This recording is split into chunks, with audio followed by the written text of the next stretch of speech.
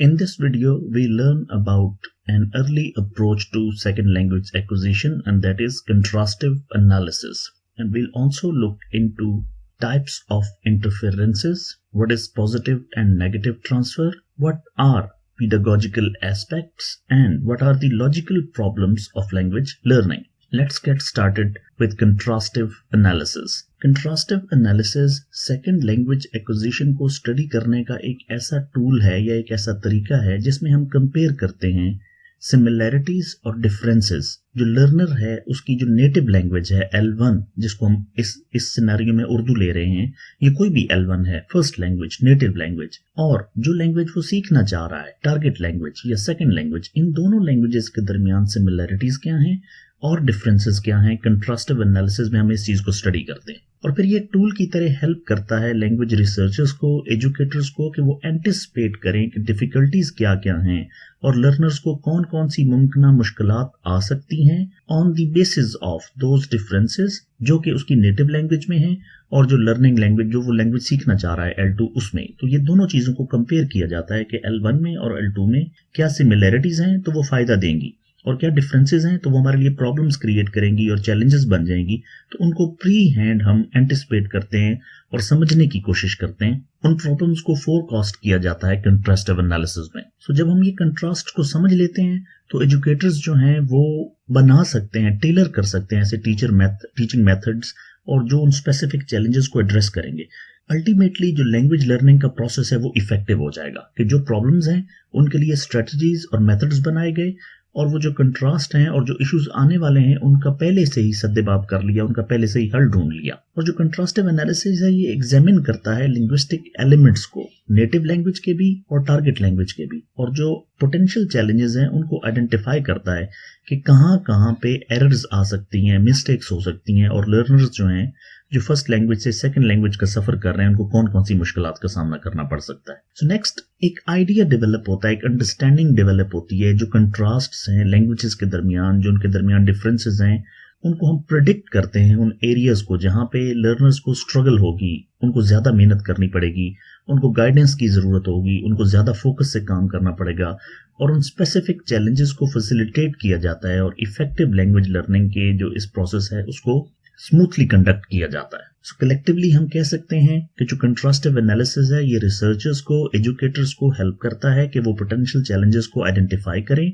Errors और mistakes को highlight करें और लर्नर जो प्रॉब्लम्स जो हैं जिनको फेस करेगा जो कि स्ट्रक्चरल और लिंग्विस्टिक लेवल के हो सकते हैं फर्स्ट लैंग्वेज, नेटिव लैंग्वेज और टारगेट लैंग्वेज के दरमियान, उन मसाइल का पहले से ही हम हल निकाल सकें। ये जो फ्रेज यूज हुई है स्ट्रक्चरल और लिंग्विस्टिक डिफरेंसेस, तो इनमें word order, grammatical features, verb tense and aspect, pronunciation, phonology, vocabulary, idioms, expressions, pragmatic use of language, writing system और registers और formality और ये तमाम चीजें इसके अंदर आ जाती हैं। Now we learn about types of interferences. So ये जो interferences होते हैं ये lexical होते हैं, phonological होते हैं, grammatical, syntactic, semantic, pragmatic और cultural होते हैं। One by one इन सबको हम समझने की कोशिश करते हैं। लेक्सिकल इंटरफेरेंसेस का मतलब है कि जो नेटिव लैंग्वेज का सेकंड लैंग्वेज के ऊपर असर होता है। जब हम सीखते हैं तो बोलने में और लिखने में फर्स्ट लैंग्वेज अपना एक इम्पैक्ट छोड़ती है सेकंड लैंग्वेज पे। तो कोई भी जो बंदा एक नई लैंग्वेज सीख रहा है, सेकंड लैंग्वेज एक्वायर करने की कोशिश कर रहा है, तो उसमें वर्ड्स, एक्सप्रेशंस और जो स्ट्रक्चर्स होते हैं नेटिव लैंग्वेज के उनको इनअप्रोप्रिएटली टारगेट लैंग्वेज में यूज करता है। So lexical basically refers to the verbal और वोकैबुलरी। इसकी एग्जांपल्स में हम देखते हैं, एक हेडिंग है फॉल्स फ्रेंड्स। उर्दू में एक लफ्ज यूज होता है मामा। सो मामा एक्चुअली मेटरनल अंकल, वालिदा का भाई, मामा। लेकिन इंग्लिश में जब हम मामा कहेंगे तो मिस यूज होता है। Mama refers to the mother. In English it refers to the mother, but in Urdu mama refers to the maternal uncle. So ये एक फॉल्स फ्रेंड्स का एलिमेंट आ जाता है जब हम लेक्सिकल एलिमेंट को डिस्कस करते हैं। सो लेक्सिकल इंटरफेरेंस की हेडिंग में एक और चीज है लिटरल ट्रांसलेशन। सो किताब जो है उसका उर्दू में यूज होता है किताब और इंग्लिश में यूज होता है बुक। तो अब लिटरल ट्रांसलेशन के हिसाब से देखा जाए तो किताब लिखने में और बोलने में और बुक लिखने में और बोलने में मुख्तलिफ है। सो बुक से इंग्लिश में बनता है नोटबुक, टेक्स्ट बुक, लेकिन किताब से बनता है कॉपी, फिर बनता है रजिस्टर। तो ये चीज थोड़ी सी मुख्तलिफ हो जाती है। तो मतलब I have a notebook, I have a text book, I have a book. तो इंग्लिश के अंदर बुक बुक बुक सब में इंक्लूड हो गया है, लेकिन उर्दू में ऐसा नहीं है। Phrasal words point of view से देखें तो हम उर्दू में अगर एक लफ्ज हम बोलते हैं देखना, तो इट मीन्स टू सी और लुक, देखना। लेकिन इंग्लिश में इसके लिए मिस यूज होता है look at, see at, watch, ये मुख्तलिफ किस्म के अल्फाज यूज होते हैं। तो लर्नर जो है वो ट्रांसलेशन में कंफ्यूज हो सकता है, और लिटरल ट्रांसलेशन में वो मतलब इस तरह कह सकता है कि can you see at this picture, हालांकि होना चाहिए can you look at this picture.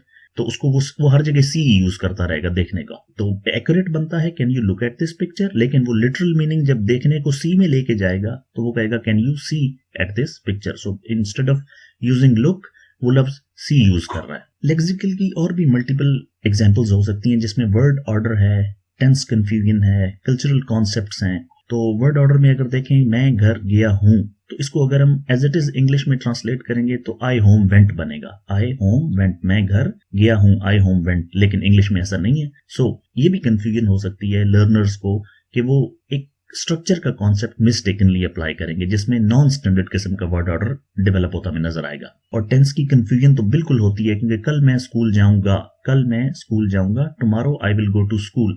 सो इसको मिस यूज वो कर सकता है tomorrow I go to school, तो I will go to school की बजाय वो जब लिटरल मीनिंग में जाएगा तो कल मैं स्कूल जाऊंगा, tomorrow I go to school, तो विल को वो स्किप कर जाएगा। और जो कल्चरल कॉन्सेप्ट है उसमें जिस तरह के एक ईदी का कॉन्सेप्ट है, हमें लेक्सिकल पॉइंट ऑफ व्यू से अगर हम डिस्कस करें तो ईदी एक गिफ्ट है जो ईद पे दिया जाता है, बच्चों को खुशी से दिया जाता है।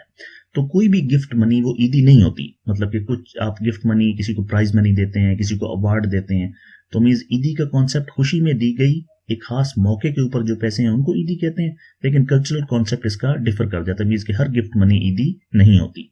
इन एग्जाम्पल से हमें विकेबलरी और स्ट्रक्चर जो नेटिव लैंग्वेज के हैं, जो इन्फ्लुएंस करते हैं टारगेट लैंग्वेज की लर्निंग को सेंटेंस कंस्ट्रक्शन में और आइडियाज को एक्सप्रेस करने में, वो थोड़े समझ आए हैं। अब हम समझते हैं phonological interference. Phonological means influence of the sound, pronunciation patterns. So learner की जो नेटिव लैंग्वेज है L1, उसका सेकंड लैंग्वेज के ऊपर प्रोनाउंसिएशन पॉइंट ऑफ व्यू से भी और साउंड्स पॉइंट ऑफ व्यू से भी असर होगा। सो इसमें for example pronunciation of TH sounds, था साउंड। सो उर्दू में था साउंड नहीं होता, TH साउंड नहीं होता, जैसे कि थिंक में था है, दिस में था है, ये उर्दू में नहीं होता।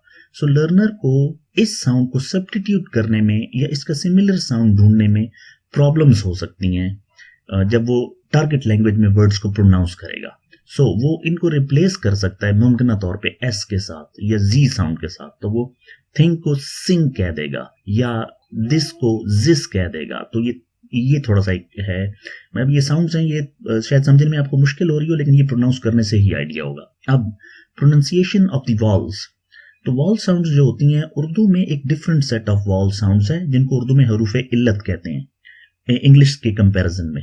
तो एक लर्नर को प्रॉब्लम हो सकती है इंग्लिश वॉल्स को उर्दू के साथ जब वो मिसमैच करेगा और साउंड्स को प्रोनाउंस करेगा, तो उससे वो मतलब कि शिप को हो सकता है शीप कहे और बेड को हो सकता है बिड कह दे। तो BED बेड को हो सकता है वो बिड कह दे, शॉर्ट प्रोनाउंस करे, लॉन्ग वॉवल साउंड्स को शॉर्ट कर दे और शॉर्ट वॉवल साउंड्स को लॉन्ग कर दे।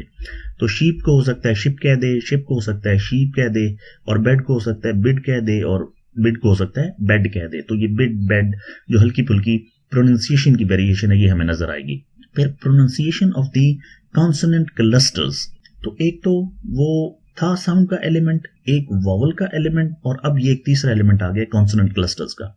तो 3 को THREE 3 को हो सकता है लर्नर जो सेकंड लैंग्वेज सीख रहा है वो श्री कहे, श्री, या जो वर्ड है स्पेशल इसको वो कहे स्पेशल। तो इसी तरह स्कूल, तो उसको वो कहे स्कूल, ये कराची की साइड पे जरा ज्यादा एलिमेंट होता है। इसी तरह वॉइसिंग ऑफ द कॉन्सोनेंट एक एलिमेंट है जिसमें एक लर्नर को प्रॉब्लम हो सकती है जो वॉइसलेस कॉन्सोनेंट्स हैं इंग्लिश के, उनको जब वो बोलेगा तो कैट जो है साउंड इसमें हो सकता है वो कैड कहे, मतलब कि टा की जगह डा, वो वही जो पा और टा साउंड जो वॉइस्ड है और अनवॉइस्ड है, ये भी हमने ऑलरेडी डिस्कस किया है नेचर ऑफ द लैंग्वेज में। इसी तरह एस्पिरेटेड साउंड्स होती हैं, तो प्रोमिनेंट फीचर नहीं है उर्दू में, एस्पिरेशन एक प्रोमिनेंट फीचर नहीं है, जो हम साउंड को एस्पिरेट करते हैं उसके साथ सांस का एक आवाज निकालते हैं ना, लेकिन इंग्लिश के अंदर ये एक प्रोमिनेंट फीचर है। तो एक लर्नर को प्रॉब्लम हो सकती है एस्पिरेटेड साउंड्स के साथ कि उनको करेक्टली कैसे प्रोनाउंस करना है। तो फॉर एग्जांपल एक लफ्ज कहना है पैट, PAT पैट, तो उसमें जो P है साउंड जो इंग्लिश के अंदर है इसमें स्ट्रॉन्ग एम्फेसिस न्यू लर्नर शायद ना कर सके। आवाज क्या उतार चढ़ाव, इंटोनेशन या इन्फ्लेक्शन जिसको कहते हैं, ये भी प्रॉब्लम आती है L1 और L2 के डिफरेंसेस में। और स्ट्रेस पैटर्न्स में भी डिफरेंट आती है, मींस के उर्दू के स्ट्रेस पैटर्न इंग्लिश के स्ट्रेस पैटर्न से डिफरेंट है। तो जब हम किसी चीज को प्रोनाउंस करना है हमने और उसमें रिदम लेके आनी है हमने और फ्लुएंसी लेके आनी है अपनी स्पीच के अंदर, तो उसमें जो स्ट्रेस पैटर्न्स हम पिच एंड टोन को हम उसमें वेराइटी ला रहे होते हैं वो नहीं हो सकेगी। जो रॉटिसिटी है, आर वर्ड है, ये उर्दू में उतना स्ट्रांग नहीं है। तो अगेन लर्नर को प्रोनाउंस करने में प्रॉब्लम्स हो सकती हैं कोई भी इस तरह के वर्ड जिनके अंदर आर वर्ड की रिफ्लेक्शन हो। फॉर एग्जाम्पल आर्मी, तो इसको आमी, आमी, तो आर वर्ड मिस हो जाता है दरमियान से। अब हम पढ़ते हैं ग्रामेटिकल इंटरफेरेंस। ग्रामेटिकल इंटरफेरेंस का मतलब है कि लर्नर की जो नेटिव लैंग्वेज है उसके ग्रामेटिकल स्ट्रक्चर्स उसकी सेकंड लैंग्वेज पे असरअंदाज होंगे। तो इसमें use of definite and indefinite articles अगर हम देखें तो उर्दू में ए, एन, दा, आ, एन, दा इनका इस्तेमाल नहीं है। ग्रामेटिकली को कैटेगरी नहीं है आर्टिकल्स की उर्दू में। तो ये जो इंटरफेरेंस है L1 का, ये L2 को इफेक्ट करेगा और लर्नर उसको प्रॉब्लम होगी कि जब वो देखेगा कि हर नाउन के साथ आ, एन या दा स्पेसिफाई किया जा रहा है, उसको डेफिनेट या इनडेफिनेट बनाया जा रहा है, तो उसको प्रॉब्लम होगी। तो हो सकता है कि वो आर्टिकल्स को बिल्कुल ही मिस करना शुरू कर दे। मतलब आई एम अ स्टूडेंट तो वो सिर्फ कहेगा आई एम स्टूडेंट, वो कहेगा आई हैव अ कार तो वो सिर्फ कहेगा आई हैव कार। तो मतलब वो अ, एन, दा इनको ओमिट करना शुरू कर देगा। Verb, tense and aspect. जो वर्ब कॉन्जुगेशन है इसमें उर्दू पॉइंट ऑफ व्यू से अगर हम चीजें देखें तो जो मैसेज है या जो इंफॉर्मेशन है उसका कन्वे टेम्पोरल है। क्रोनोलॉजिकल और टाइम बेस्ड और सिक्वेंशियल पैटर्न में वर्ब कॉन्जुगेशन होती है और मीनिंग कन्वे होते हैं। और एक स्ट्रिक्ट और एक डिस्टिंक्टिव कोई टेंस फॉलो नहीं होता उस तरह जिस तरह के इंग्लिश में फॉलो किया जाता है। सो ऑब्वियसली लर्नर्स जो हैं वर्ब टेंस में और टेंस की एस्पेक्ट में, मीन्स के प्रेजेंट है, पास्ट है, फ्यूचर है, या उसमें कंटिन्यूअस है या परफेक्ट है, या उसमें एक्टिव है या पैसिव है, इनमें कंफ्यूजन करेंगे। तो मुमकिना तौर पे अगर वो कहना चाहता है आई एम प्लेइंग फुटबॉल, जो कि करेक्ट फॉर्म है, तो वो कहेगा आई प्ले फुटबॉल नाउ। और आई एम गोइंग यस्टरडे, मतलब उसको कहना चाहिए आई वेंट यस्टरडे, लेकिन वो कहेगा आई एम गोइंग यस्टरडे। सो इस तरह की सिचुएशंस हमें ग्रामेटिकल इंटरफेरेंस में नजर आ सकती हैं। तो हमारा ये जो यूज ऑफ प्रपोजिशन है जिसमें का, के, की, को, था, थे, थी, ये वाला इंग्लिश के अंदर इन्फ्लुएंस करेगा और ग्रामेटिकल स्ट्रक्चर्स को बनाने में प्रॉब्लम क्रिएट करेगा। Next is syntactic interference. Syntactic interference refers to the word order. So subject, verb, object and subject, object, verb. Urdu में सब्जेक्ट, ऑब्जेक्ट, वर्ब और इंग्लिश में सब्जेक्ट, ऑब्जेक्ट, वर्ब।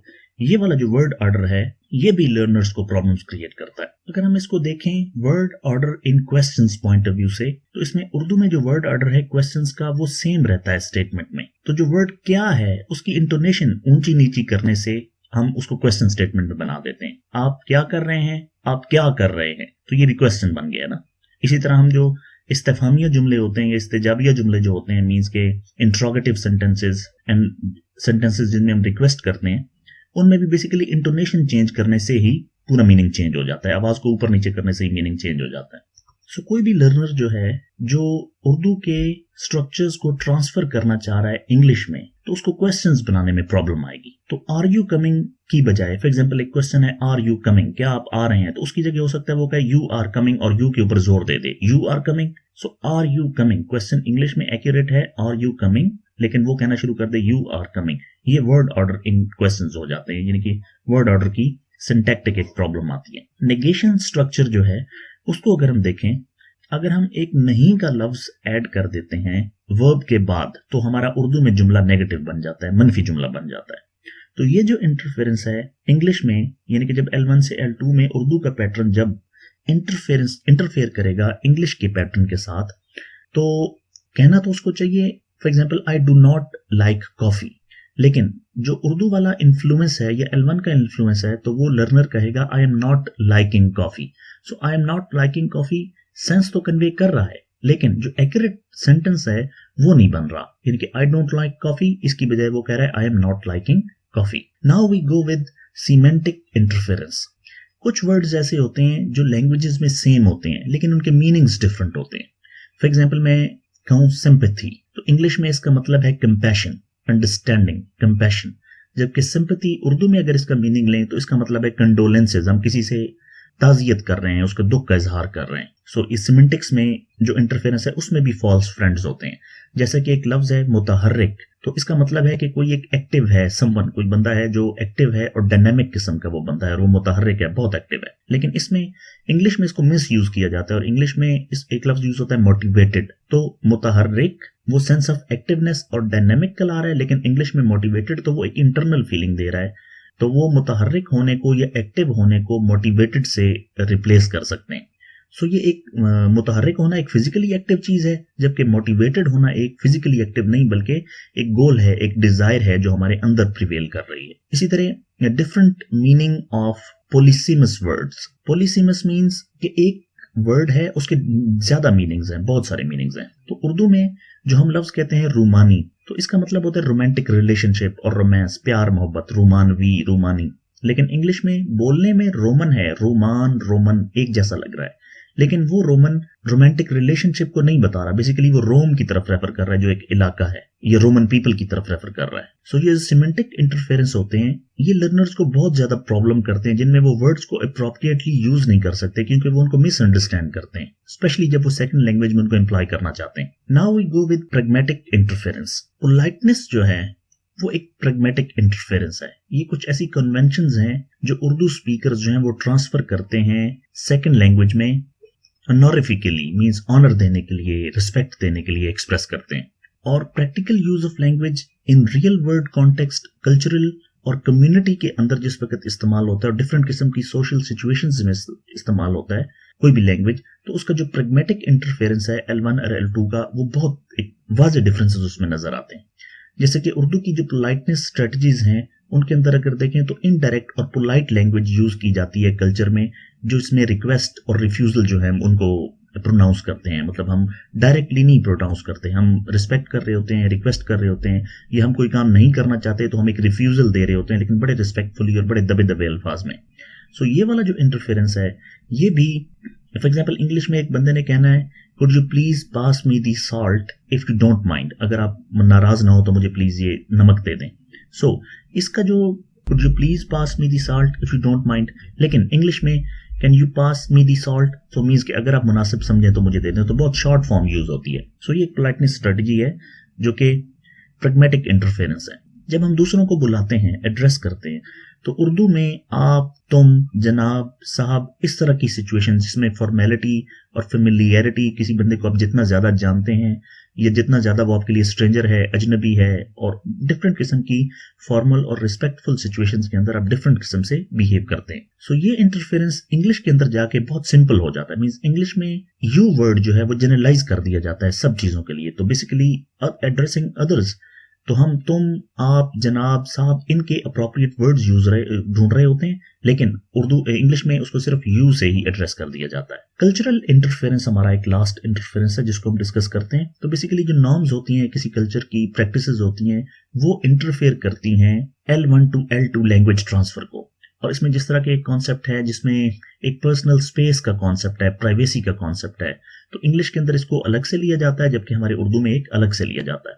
सो culture और cultural interference या cultural background language के use में बहुत ज्यादा influence करती है। फॉर एग्जांपल ग्रीटिंग कस्टम्स हैं, तो उर्दू के कल्चर में हम किसी की खैरियत दरियाफ्त करते हैं या उसको कहते हैं अस्सलामु अलैकुम, या कहते हैं आप कैसे हैं, आपके हालात कैसे हैं, आप कैसा महसूस कर रहे हैं। सो ये जिस वक्त इंग्लिश में चीज जाती है तो वो हमारी थोड़ी इनडायरेक्ट है, जबकि उनकी डायरेक्ट है, उनकी एलेबोरेशन, और ये भी इन्फ्लुएंस करती है। सो मीन्स कि वो हाउ आर यू, ये पीस बी अपॉन हिम, ये इतने लंबे सेंटेंसेस नहीं, वो बहुत ही कैजुअल, मतलब इंग्लिश के अंदर चीजें कैसे बोले, हाय, हाउ डू यू डू, इस तरह सिंपल हो जाती है चीज।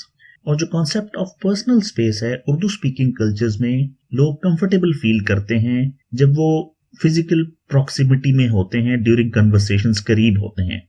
एक फीलिंग ऑफ टच होती है उसके अंदर, और एक वार्मथ होती है, और एक फेमिलियरिटी होती है, मतलब एक गर्मजोशी का इजहार होता है, जिस तरह हम जप्पी जप्पी डालते हैं, सलाम करते हैं और गले मिलते हैं और इस तरह की चीजें। लेकिन इंग्लिश कल्चर के अंदर ये चीज नहीं है, उसमें पर्सनल स्पेस का बहुत ज्यादा ख्याल रखा जाता है। इवन बात सिचुएशन में सो ऊंचा बोलना भी पर्सनल स्पेस की वायलेशन कंसिडर किया जाता है। सो ये चीज भी L1 टू L2 ट्रांसफर में मीन्स कि हम जाके ग्रेस के साथ उस तरह जिस तरह हम हाथ पकड़ के मुसाफा करते हैं, जोर से हाथ दबाते हैं, फिर जनाब गले लग जाते हैं, या ये वाले एलिमेंट उधर नहीं है, मे बी इसको इनअप्रोप्रिएट कंसिडर किया जाए। सो कल्चरल इंटरफेरेंसेस जो हैं, जो बियॉन्ड कम्युनिकेशन बियॉन्ड लैंग्वेज है, सोशल इंटरेक्शंस और उनकी एक्सपेक्टेशंस को मुख्तलिफ अंदाज से असरअंदाज करते हैं। Now we look into transfer.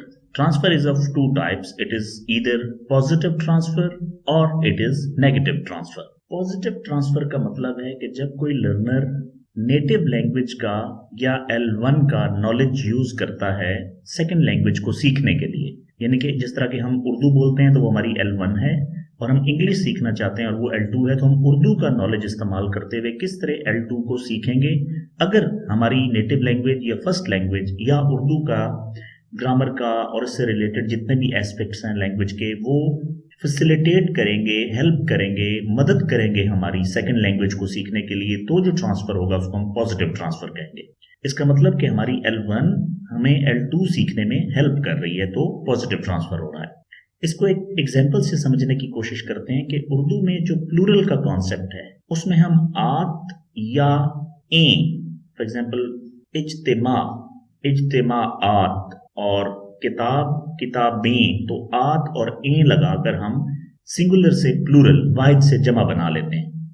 सो इसी तरह इंग्लिश में भी जो वर्ड होता है उसके साथ एस का इजाफा करने से, एस को ऐड करने से वो प्लूरल में कन्वर्ट हो जाता है। तो जिस तरह किताब से किताबें, इस तरह बुक से बुक्स।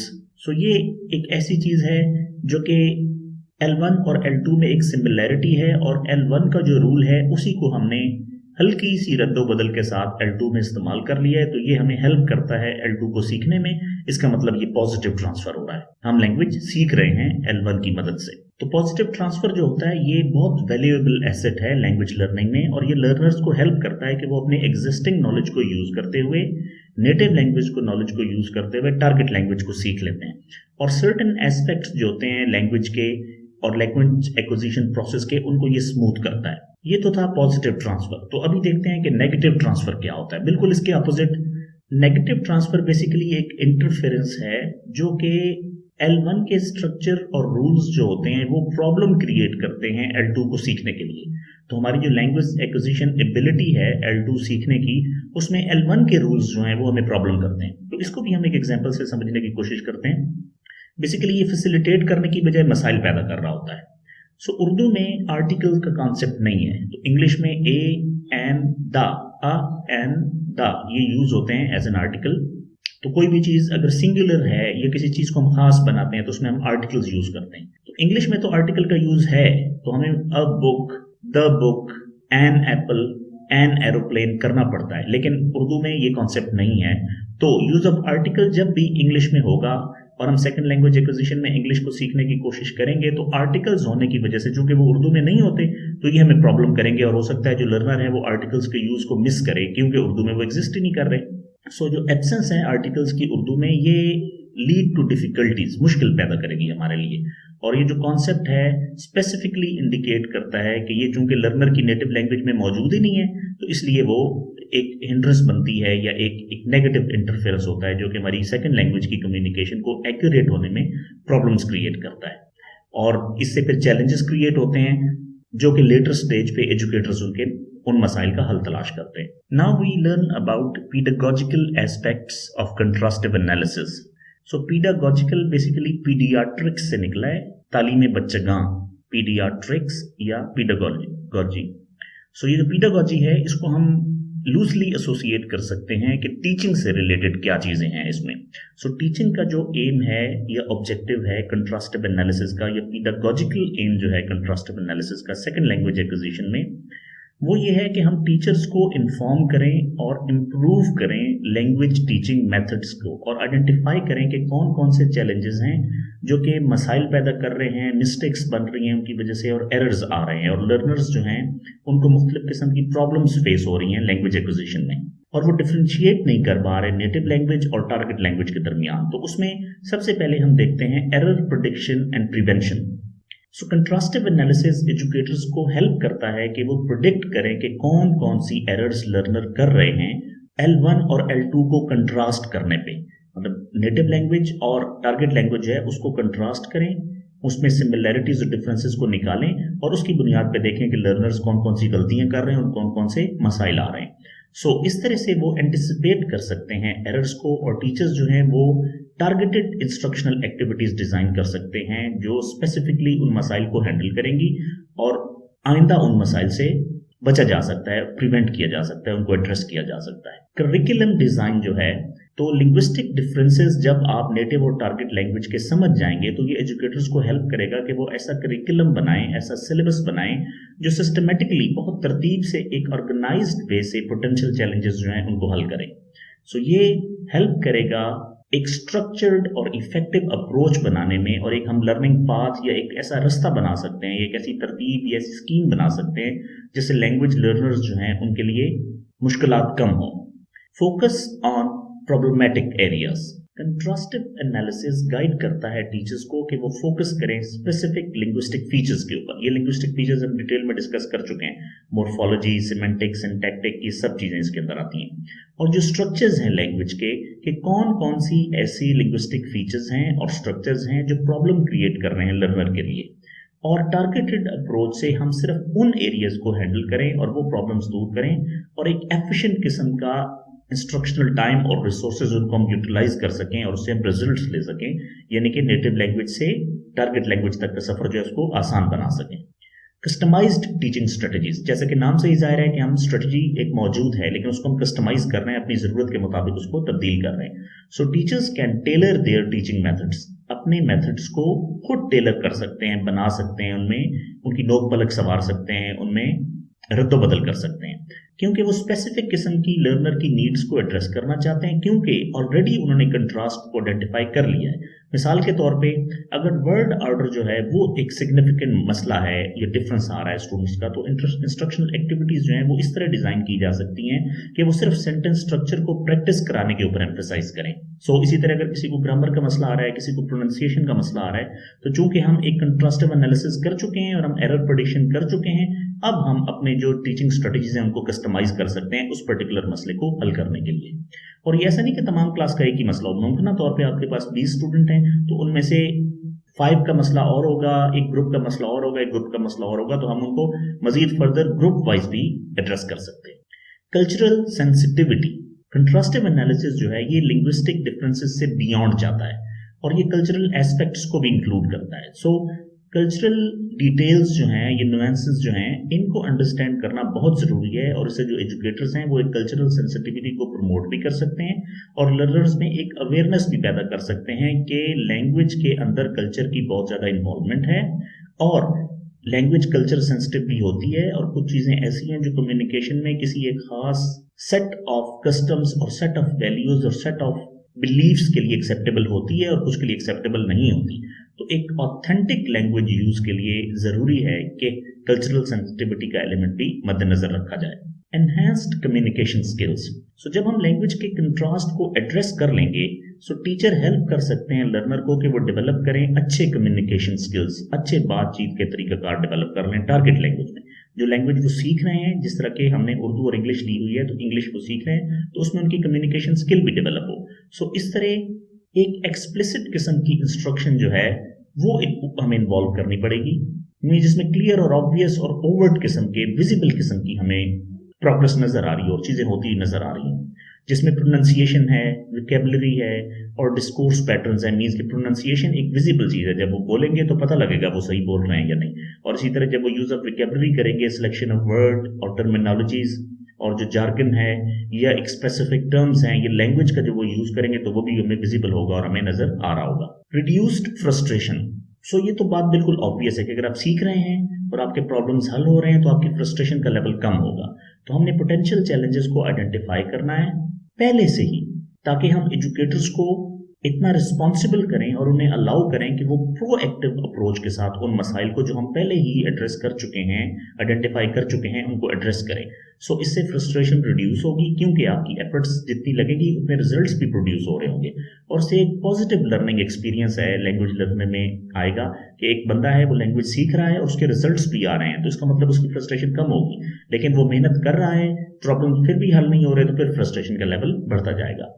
हम ये समराइज कर सकते हैं, इसको ये कह सकते हैं कि जो पेडागोजिकल एम है कंट्रास्टिव एनालिसिस का, वो ये है कि हमने एजुकेटर्स को इक्विप करना है, ऐसी इंसाइट्स देनी है उनको उनका विजन, अंडरस्टैंडिंग और उनकी परसेप्शन इस तरह की डेवलप करनी है कि वो जितनी भी पोटेंशियल डिफिकल्टीज हैं, जितने भी मसाइल हैं लर्नर के, उनको वो प्री हैंड आइडेंटिफाई कर लें और उसके लिए अपनी स्ट्रेटजीज डिवाइस कर लें ताकि न्यू लैंग्वेज एक्विजिशन जो है उसके प्रोसेस में कम से कम मसाइल सामना करना पड़े। Now we discuss logical problems of language learning with respect to contrastive analysis in second language acquisition. Contrastive analysis जो है इसकी अपनी limitations भी हैं, इसकी अपने pros भी हैं, इसके अपने cons भी हैं और उस पर एक critique भी है। तो उसमें सबसे पहले over emphasis on negative transfer जो है इसको हम as a logical problem लेते हैं। तो contrastive analysis focus करता है potential negative transfer के ऊपर और ये assume करता है कि learner जो है जो नेटिव लैंग्वेज के फीचर्स को ट्रांसफर करेंगे टारगेट लैंग्वेज में, तो मुमकिन तौर पे जो नेटिव लैंग्वेज के फीचर हैं वो टारगेट लैंग्वेज में एग्जिस्ट ही नहीं कर रहे होंगे, तो वो नेगेटिव ट्रांसफर की तरफ जाएंगे, यानी कि लर्निंग नहीं हो रही होगी और L1 जो है L2 को सपोर्ट नहीं कर रही होगी। तो इस पे ज्यादा एम्फेसिस दिया जाता है। जबकि ऑन दी अदर हैंड हम बेनिफिशियल ट्रांसफर जो है या पॉजिटिव ट्रांसफर है उसको हम ओवरलुक कर देते हैं कि अगर नेगेटिव ट्रांसफर एग्जिस्ट कर रहा है तो पॉजिटिव ट्रांसफर भी तो एग्जिस्ट कर रहा है, तो हमें नेगेटिव ट्रांसफर पे ओवर एम्फेसिस नहीं देना, जबकि हमें जो पॉजिटिव ट्रांसफर है उसके बेनिफिट्स पे भी तवज्जो देनी है। क्योंकि तमाम लैंग्वेज ट्रांसफर का प्रोसेस एरर्स की तरफ नहीं जाता, पॉजिटिव ट्रांसफर भी होता है और उससे लैंग्वेज एक्विजिशन का प्रोसेस कंटिन्यूड रहता है। Second is simplistic one to one correspondence. So contrastive analysis sometimes oversimplify कर देता है लैंग्वेज की कॉम्प्लेक्सिटीज को और एज्यूम करता है कि ये direct one to one correspondence से ही लैंग्वेज, नेटिव लैंग्वेज के जो एलिमेंट्स हैं वो टारगेट लैंग्वेज में ट्रांसफर हो जाएंगे, जबकि ऐसा नहीं होता। लैंग्वेज एक बहुत ही इंट्रिकेट सिस्टम है, बहुत ही कॉम्प्लेक्स सिस्टम है, इस हर लैंग्वेज के अपने यूनिक फीचर्स होते हैं, तो तमाम डिफिकल्टीज जो है वो प्रिडिक्ट नहीं की जाती और नहीं की जा सकती। कुछ ऑल्दो जब हम उसको प्रैक्टिस में जाते हैं और कंट्रास्टिव एनालिसिस करते हैं तो बहुत सी चीजें हमें पता लग भी जाती हैं, लेकिन कुछ ऐसी खास सिचुएशंस हैं, कुछ ऐसी खास कम्युनिटी या सोशल जब तक एक्सपोजर नहीं मिलता तब तक वो मसाइल सामने नहीं आते। तो इसलिए लैंग्वेज ट्रांसफर में हम तमाम डिफिकल्टीज को प्रिडिक्ट नहीं कर सकते, लेकिन ऐसा भी नहीं है कि हम बिल्कुल भी नहीं कर सकते। So one to one correspondence ये नहीं है, ये एक इंट्रिकेट और एक कॉम्प्लेक्स सिस्टम है जिसके अंदर exposure to the language required है और फिर उससे क्रिटिकल एनालिसिस करके हम एक कंट्रास्टिव एनालिसिस ड्रा कर सकते हैं कि L1 और L2 में लैंग्वेज एक्विजिशन में कौन से प्रॉब्लम्स आ रहे हैं। Ignorance of other factors. So contrastive analysis जो है अदर कंट्रीब्यूटिंग फैक्टर्स जो हैं सेकंड लैंग्वेज एक्विजिशन में उनको इतना कंसिडरेशन में नहीं लेके जाता, जैसे कि कॉग्निटिव प्रोसेसेस, मींस के हर बंदे के ज़हनी और इल्मी सलाहियतें जो हैं और उसका जो प्रीवियस नॉलेज है वो डिफरेंट है। फिर इंडिविजुअल डिफरेंसेस भी होते हैं, हर लर्नर एक जैसा नहीं होता। फिर हर बंदे की मोटिवेशन एक जैसी नहीं होती, सोशियो कल्चरल एस्पेक्ट्स मुख्तलिफ होते हैं। फॉर एग्जाम्पल के एक ऐसी सोसाइटी से बंदा बिलोंग कर रहा है कि उसको वहां उस सोसाइटी में जाके टारगेट लैंग्वेज में प्रैक्टिस का मौका ही नहीं मिलता, लेकिन एक इंडिविजुअल ऐसा है वो ऐसे सोशल या ऐसे कल्चरल एस्पेक्ट से बिलोंग करता है कि वो जब वापस जाता है तो उसको प्रैक्टिस करने का मौका मिलता है। तो ये तमाम चीजें जो हैं ये कंट्रीब्यूट करती हैं और ये अदर फैक्टर्स हैं जिनको हम इग्नोर कर रहे होते हैं लैंग्वेज ट्रांसफर में या एक्विजिशन ऑफ लैंग्वेज में। सो लैंग्वेज लर्निंग एक मल्टीफेसेटेड किस्म का प्रोसेस है और ये एक्सक्लूसिवली फोकस करता है लैंग्वेज ट्रांसफर पे, और ये क्रूशियल फैक्टर्स जो हैं वो ऑल्दो कंट्रास्टिव एनालिसिस पे मुमकिन तौर पे नेगेट हो जाएं या नेग्लेक्ट हो जाएं, लेकिन cognitive processes, individual learning differences, motivation और सोशियो कल्चरल एस्पेक्ट ये ऐसे फैक्टर्स हैं जो जरूरी हैं और कंट्रीब्यूट करते हैं और सेकंड लैंग्वेज एक्विजिशन जो है उसके प्रोसेस को ये रैपिड भी कर सकते हैं और उसको हिंडर भी कर सकते हैं, स्लो भी कर सकते हैं। Dynamic nature of the language. So हमने अदर वीडियोस में भी ये डिस्कस किया है कि लैंग्वेज इवॉल्व करती है और इसमें बड़ी एक डायनेमिक रेंज है इसकी और ये वेरियस इंटरनल और एक्सटर्नल फैक्टर से अफेक्ट होती है। सो कंट्रास्टिव एनालिसिस जो है ये फुली तौर पे पूरी dynamic nature of the language को कैप्चर नहीं कर सकता, जिससे एक इनकम्प्लीट अंडरस्टैंडिंग डेवलप होने के चांसेस होते हैं और लैंग्वेजेस किस तरह ओवर द टाइम चेंज होती हैं और कैसे लर्नर्स उन चेंजेस को अडेप्ट करते हैं। कंट्रास्टिव एनालिसिस किसी हद तक इस डायनेमिक नेचर ऑफ लैंग्वेज से उस तरह से एड्रेस नहीं कर सकता जिस तरह से उम्मीद की जाती है। सो ये इस पे क्रिटिक है। Inter language development. सो जो कॉन्सेप्ट ऑफ इंटर लैंग्वेज है जहां पे लर्नर्स जो हैं एक लैंग्वेज सिस्टम को ट्रांजिशनल स्टेज पे होते हुए नेटिव लैंग्वेज से वो टारगेट लैंग्वेज की तरफ जा रहे हैं, तो जो डेवलपमेंट ऑफ द लैंग्वेज का प्रोसेस है उसमें जितने भी चैलेंजेस वो फेस कर रहे हैं उनकी स्टैटिक किस्म की प्रेडिक्शंस जो हैं वो कंट्रास्टिव एनालिसिस से की जा सकती हैं। तो मुमकिन तौर पे ये जो इंटर लैंग्वेज एक डाउन प्ले चल रहा है कि एक लैंग्वेज से दूसरी लैंग्वेज का जो सफ़र जा रहा है या जो लर्निंग का प्रोसेस चल रहा है, उसमें लर्नर्स जो डिफरेंट किस्म की वेरिएशंस को एग्जिबिट करेंगे, वो हो सकता है स्ट्रेट फॉरवर्डली या डायरेक्ट कंट्रास्टिव एनालिसिस के साथ अलाइन ना करें। मींस कि कंट्रास्टिव एनालिसिस बेसिकली L1 और L2 को कंपेयर करके उनमें से एरर्स और मिस्टेक्स को हाईलाइट करना चाह रहा है, लेकिन लर्नर्स जो हैं वो कुछ इस तरह की भी वेरिएशंस एग्जिबिट कर सकते हैं, डिस्प्ले कर सकते हैं या हमें पता लग सकती हैं जो इंटर लैंग्वेज ट्रांसफर में मुमकिन तौर पे कंट्रास्टिव एनालिसिस से कवर नहीं हो सकती। जिसमें हमने ऊपर देखा कि कॉग्निटिव प्रोसेसेस होते हैं, सोशल बैकग्राउंड होता है, कल्चरल बैकग्राउंड होता है, उसके बाद इंडिविजुअल डिफरेंसेस होते हैं, तो ये चीज़ें भी कंट्रीब्यूट कर रही होती हैं। सो कंट्रास्टिव एनालिसिस जो है एक वैल्यूएबल इंसाइट देता है और पोटेंशियल चैलेंजेस जो सेकंड लैंग्वेज एक्विजिशन के हैं उनको हाईलाइट करने में हेल्प करता है, और ये बहुत ही ज़रूरी है रिकग्नाइज करने के लिए कि इसकी लिमिटेशंस क्या क्या हैं। सो लैंग्वेज लर्निंग एक कॉम्प्लेक्स प्रोसेस है, मल्टी फेसेटेड प्रोसेस है, जो कि डिफरेंट किस्म के अदर फैक्टर से भी इन्फ्लुएंस होता है। तो इसमें अगर हम रिजिडली और बहुत ही बिल्कुल एक तकिया कर लें कंट्रास्टिव एनालिसिस के ऊपर, तो वो फुली लैंग्वेज की रिचनेस को कैप्चर करने में और उसकी डायनेमिक अप्रोच जो है उसको कैप्चर करने में हमें हेल्प नहीं करेगा। सो रिसर्चर्स जो हैं और एजुकेटर्स जो हैं उन्हें कंसिडर करना चाहिए कि वो एक होलिस्टिक और एक नुएस्ट किस्म की अप्रोच जो है उसको इनकारपोरेट करें, जो कि कंप्लीटली सब कुछ कवर कर रही हो और डाइवर्स पर्सपेक्टिव्स जो हैं लैंग्वेज एक्विजिशन के उनको भी अपनी कंसिडरेशन में लेके आए। Thank you for listening, thank you very much.